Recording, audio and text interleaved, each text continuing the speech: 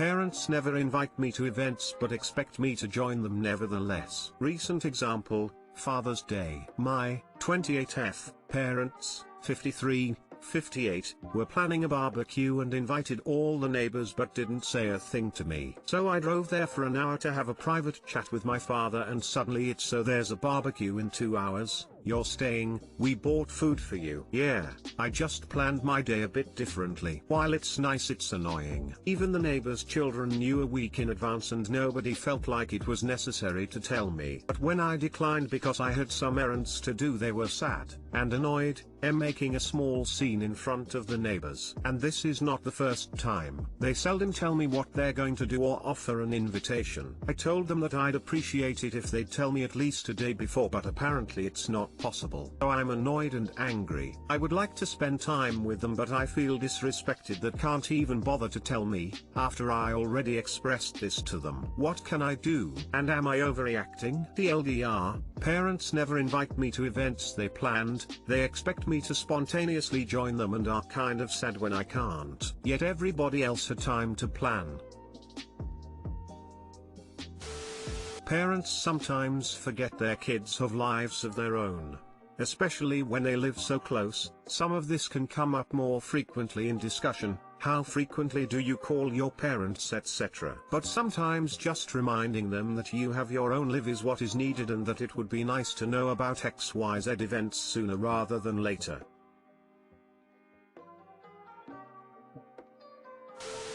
My husband's parents were like this and were not receptive to our repeated requests to plan visits ahead of time. They wanted to walk into our home unannounced and for us to rush over at the drop of a dime. When we said it had to stop, we were met with outbursts, mockery and complaints. Over the years it became apparent that it was a control thing. They couldn't accept that their son was an adult with his own life. Making a public scene when you ask them to please notify you ahead of time for gatherings is unhealthy and manipulative.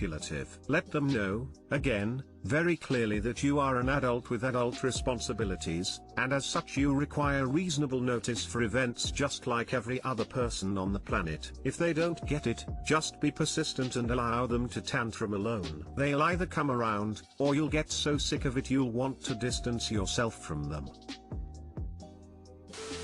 Can you guys create a shared family calendar with important events you can RSVP to, or say in advance you can't make it? Maybe they just suck at this stuff.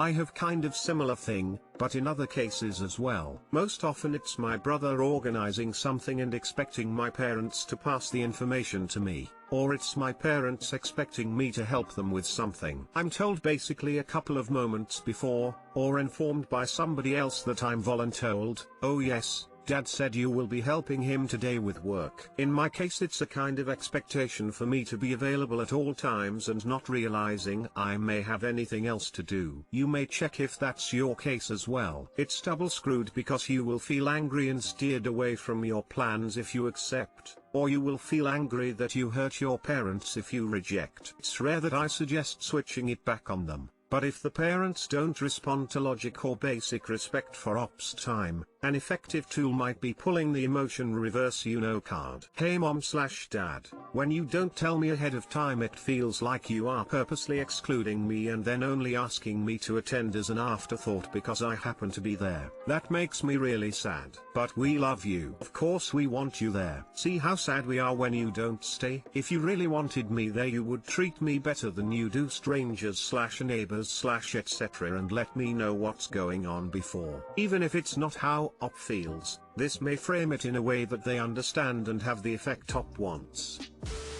Have you told them this? My Millie's like this. She makes a plan in her head and half tells a few people, then an hour before she wants the thing to happen she calls and asks if we're coming over.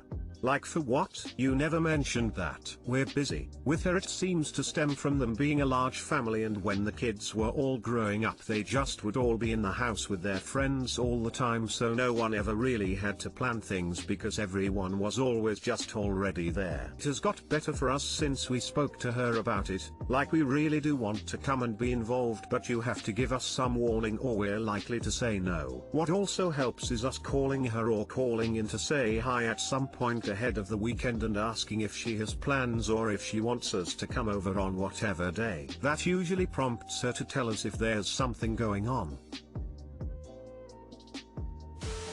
I, 17 meters, cannot get my parents, 45 meters, 44F, to listen to me regarding my sister's, 6F, educational needs. Okay, so I am currently in my second year of college, child genius, got fast-tracked through grades, and I have two younger sisters, Jess, 14F, and Anna. Anna was born fully deaf and is starting elementary school this year. I'm not trying to throw my parents into a negative light. They do love us, they've provided us with every opportunity possible, and we have wanted for nothing growing up. Even though my parents were thrown when they found out Anna was deaf, they are musicians by trade, and both me and Jess have been involved with music from a young age. They learned ASL along with me and my sister and tried their hardest to adapt. That said, I have always been closest with Anna as she's grown up and she's like my best friend. She's always come to me if she's afraid or sick. She looks to me for interpretation or context when we're out, and she's always been my little shadow. So, out of everyone in our family, I feel I know her the best. My parents are sending Anna to a private special needs school in the coming year, and I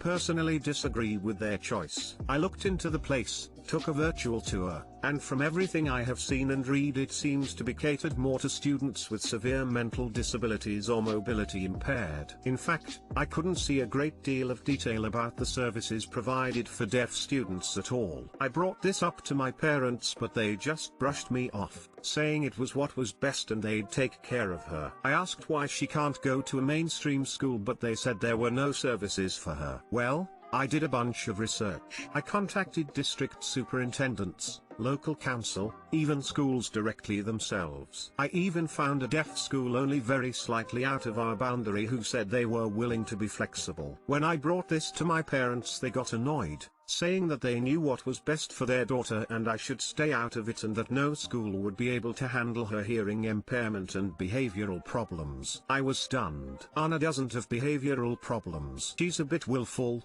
Sure, she has a mind of her own and she's always had a mischievous streak, but she's never acted out of control. She can read and write above average for her age. I know because I read with her, and while she's a little slow on the math front, I doubt it's any real cause for concern. I asked if she had been diagnosed, and they cited the times she's wandered off during trips to the theater or made noises during the performance. They haven't seen a doctor or any professional about this. They just saw a deaf child being forced to sit still for hours, not understanding everything that's going on around her and acting out of boredom and frustration, and decided she's got behavioral issues. Anna is a bright kid, and while the school they've picked out looks amazing for kids with disabilities, I just don't think it would suit her specifically. But despite all my arguments and despite me spending more time with Anna than either of them combined, they still tell me to shut up and not get involved with their decisions because they're the adults, which really annoys me because I've been forced to act like an adult my whole life. But as soon as I want to say on something actually important, they shut me down and potentially take away my sister's potential to thrive. Too long didn't read. My parents seem to think that my deaf sister belongs in a school for severely disabled children because they're convinced no school can handle her, despite my arguments and evidence to the contrary. Edit, sort of an update but not really. I just wanted to clarify a few recurring points that have arisen throughout both comments and PMs. 1. I mentioned the skipping grades thing because I thought it would explain why I was a 17-year-old sophomore in college and why I felt like I was qualified to intervene with the decision-making process. I've been involved in adult conversations, been surrounded by adults who regard and treat me as a peer most of my life. I apologize if I was unclear. 2. Someone mentioned that my parents would recognize behavioral issues in Anna because they have raised two children before her. I would disagree with this, as 1. Every child is different. Yes, and I have very different temperaments and personalities, same as Anna. 2. My parents have raised two hearing children who are regarded as intelligent and mature for their age. Seeing a deaf 6-year-old acting like a 6-year-old, I would argue,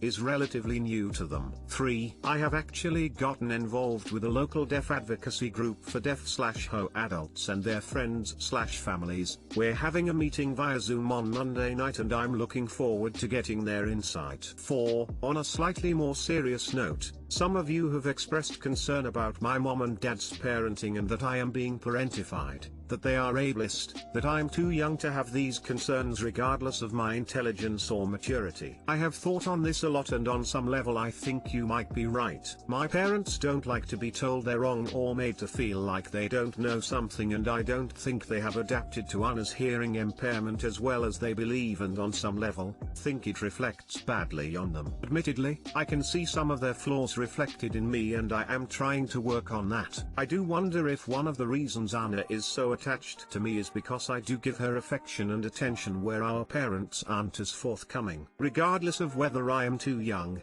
there is a little girl that needs someone to rely on, and if that is me, then I'll take up that mantle. I love my sister and I want to strive to make the world better for her. 5. I'm going to try a more subtle approach to this, rather than treating it like a debate with my parents, working on those flaws. If anything comes of it, I'll be sure to update you. Thank you for all your comments and advice. It's been great to hear from so many people.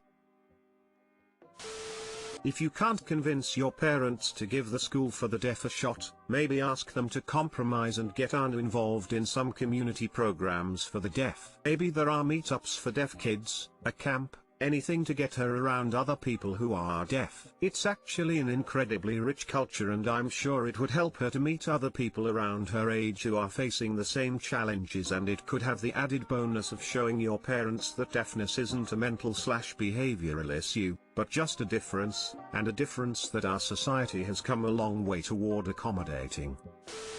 Maybe bring up the possibility of an evaluation by a pediatric occupational therapist. They're trained professionals to evaluate a child's occupational profile and whether she's ready for school and which type of school would be best for her, taking her resources and barriers into consideration. And maybe instead of arguing with "I know this is best" approach, which your parents have obviously already disregarded, try to understand their reasoning for choosing said school, because in your post you haven't mentioned why they want to send her to a special needs school, only that they want to do it. It may come across differently when they speak to a professional.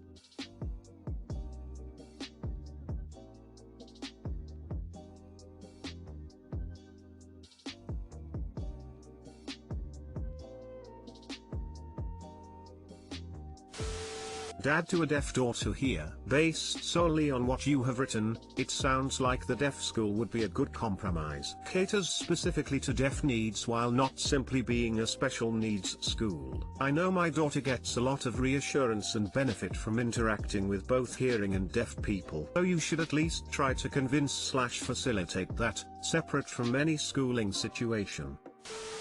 My 29F husband, 30M, wants to get back together but he has a girlfriend, 25F. We were together since we were 18 but we separated 3 years ago. The separation was my fault because I pushed him away when he was trying to be there for me after a miscarriage. We didn't have any direct contact in the first 6 months because I felt extremely guilty being around him because I had an accident that could have been avoided which I blamed for the miscarriage, and it was easier for me not to face him. Despite that, he has been more generous to me than he needed to be. The dilemma I have is that my ex/husband wants to try again and is adamant he doesn't want a divorce. However, he has/had a girlfriend. He claims she's just too FWB and their relationship has always been primarily about sex, but she reached out to me several times and has told me he is the love of her life. I know from speaking to my Sil that he has broken up with her several times and that she has been trying to force her way into their family. When I spoke to the girl,